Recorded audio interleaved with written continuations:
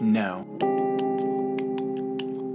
Okay, that's not all that this is. In fact, this post is going to be a lot longer than that because I'm actually having to split it into, I think, 2 parts. That's the current plan. I haven't finished writing the second part, so maybe I'll find out that it needs to be 3. Who knows? Not me. But the current plan is to have a 2-part series about whether or not YA books are objectively bad. Obviously, you know where I stand. I just said it. I don't think that they are objectively bad. I think calling most things objectively or universally bad is pretty extreme. There are very few universal statements like that I find to be true. Whatever, to each their own. So in this first part, I'm going to be looking at some of the arguments about YA books that a lot of people present when they say that YA books are objectively bad, and some of them are not actually poor arguments, and a lot of them are founded in reality and logic, but many of them just come from misconceptions or other problems that people tend to have with YA books. I feel like I'm too low.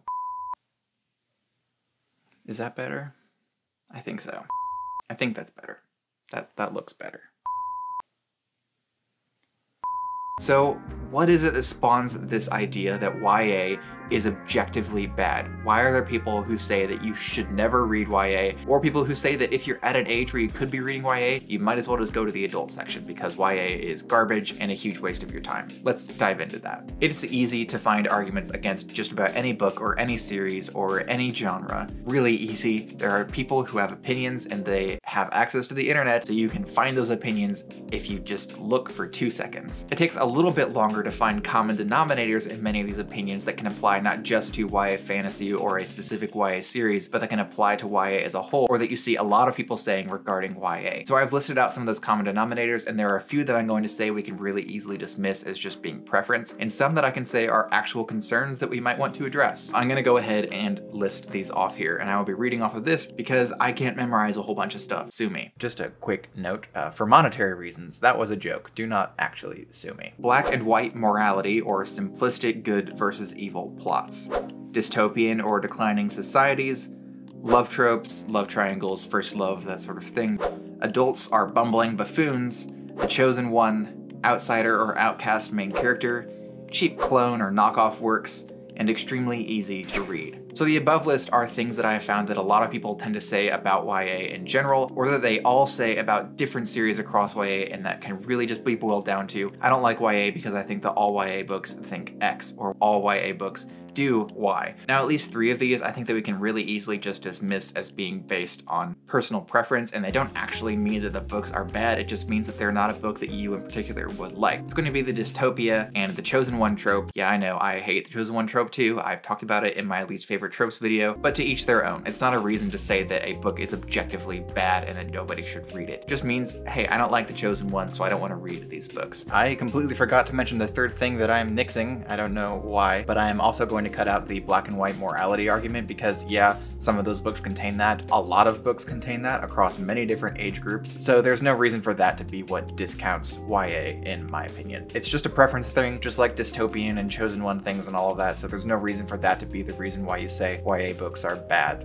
It's just a trope that's occasionally present in those books. So let's talk about the remaining arguments against it. And the first thing I want to address is that YA books go for mass appeal. And this is, I think, a problem. And I think that this is actually a problem not just with YA, but with the publishing world as a whole, where authors are just here to make a quick buck as opposed to being present to tell a story that is compelling and memorable and thoughtful. And that doesn't mean that you can't tell a story that's just fun and whimsical, but it should be a story that you want to tell, not a story that you're thinking of because you want to make sure that you make a quick buck. Arguments that most align with this are that YA books are really easy to read, they tend to be cheap knockoff works, and they always have an outsider character. And I'll get to that last one in a minute, and I'll talk about why I think it's about mass appeal. But the other two, I think it's pretty obvious why they're about mass appeal. They create books that are very serialized and that you can read really quickly and just burn through, so that you go and you buy their entire 4, 5, or 10 book series and churn all of them out. And you just rake in bucks with every single reader because the reader's going to buy your entire series and just burn through it. And it's not because your book is super well written. It's because you're writing a YA book that somebody who is at a 4th grade reading level could easily burn through, just like the people who are your target audience are burning through. You just add some some tougher themes to the books, you can get away with saying that it's a YA book. I've read some adult novels like this too, and there's a difference between accessibility, like we see with Brandon Sanderson, and a book that is written at a really low-grade reading level. And it's just a way to make sure that a lot more people will buy the book and burn through it really quickly and then pick up the next one if they thought your story was decent enough. And you just toss in some young adult or adult themes into your book in order to make sure that it looks like it fits in with the genre that you have. And to be honest, I'm a little bit torn up on this one. For one, good for you writing a story that everybody is reading really quickly and seemingly enjoying. But on the other hand, it's very obvious that a lot of the appeal of this is really just, hey, I'm releasing some serialized stories. I'm not having to put a ton of thought into the writing or the craft or the art of it. I'm just doing this so I can make a lot of money and I can force people to burn through my books. So I can see where their argument is coming from. For me, this is something that I don't think can be universally applied to YA. For one, I see it in all sorts of books across many different age groups. And for another, I don't think that it's necessarily always a bad thing, but I do agree that oftentimes it tends to be authors or publishers appealing to the lowest common denominator in an attempt to just sell more books. And it's not about the integrity of the story, it's just about how much money the story can rake in. And yeah, I know that we are in this industry to make money, but at the same time, stories should still have integrity. The other point regarding mass appeal is that a lot of them are cheap knockoff works, and I really don't think that this is one that can be denied unless you are some super mega fan of a knockoff of a knockoff. And I know a knockoff of a knockoff, so don't tell me they don't exist. There are so many of them. I remember especially after Harry Potter came out, there were tons of books that were just almost Harry Potter. But then after that, we had the Hunger Games. And Hunger Games, I remember it sparked tons of knockoffs. It was unbelievable how many things I saw that were just Hunger Games but worse all over the place, not just in books but in movies as well. There were tons of them coming out constantly. It was so frustrating to look at and be able to see that's just Hunger Games again. That's not why? And then there were knockoffs of Twilight of all things, and it's so frustrating to see that because on one hand, I understand hopping on trends. A lot of people on YouTube and on Instagram and on Facebook and Twitter all hop on trend. It's how you get seen and it's how you get noticed. Sure, you hop on a trend, you find what's decent about that trend, but when it is so obviously a clone of something else, I think that that's a problem. To be honest with you, I think that's a problem in just about any space. When I see somebody copy someone else's work, it's just frustrating. And I know that we're kind of in a day and age, especially on social media, where doing things that everybody else has done but maybe just slightly different is kind of everyone's thing, and you just create a trend that way. I know that like TikTok, for example, is pretty much built on that, with everyone doing the exact same thing, but maybe they occasionally add a little difference to it. I don't really like seeing the same thing twice. I want to see something fresh and new, and I want to see what each individual person is able to come up with. And when we have all of these authors who feel like they've been pigeonholed and forced to just repeat all of the other popular works, it's frustrating. And there are authors who try to not just clone the stories, but clone the writing styles of other successful authors. And I am all for drawing from the authors that you love and appreciate. I read a lot because it improves my writing, and I learn something from each new book that I experience. But I'm not sitting here and trying to copy down a specific author's style like a lot of people tend to do. That's part of the mass appeal problem that these books tend to have. And then the other one that I said is part of mass appeal is the outsider or outcast main character. And here's why I think that's about mass appeal and not about a story that has integrity. When you write a book that has one main character, a really important part of making sure that your reader is hooked is making sure that that character is relatable. Are you seeing where I'm going with this? There's nothing wrong with having a character that is relatable, especially in a book that just has one focal point character. You want a character that the reader is able to sit and find some of themselves in so they can really immerse themselves in the story. Now, I don't necessarily need this, and I know that not all readers need this, not all YA readers need this, but it is a really kind of easy and quick way to make sure that your reader connects with the story. And what better way to make sure that a bookworm picks up your book and immediately connects with your main character than to have your character be an outsider who probably really loves to read. I wonder who the outsider who sits on the edge and doesn't talk to a lot of people and is kind of introverted, spends most of their time at the house, doesn't go to parties, and just wants to read all day. Wonder who that's going to connect with. Could it be probably 90% of the people who are going to pick up the book?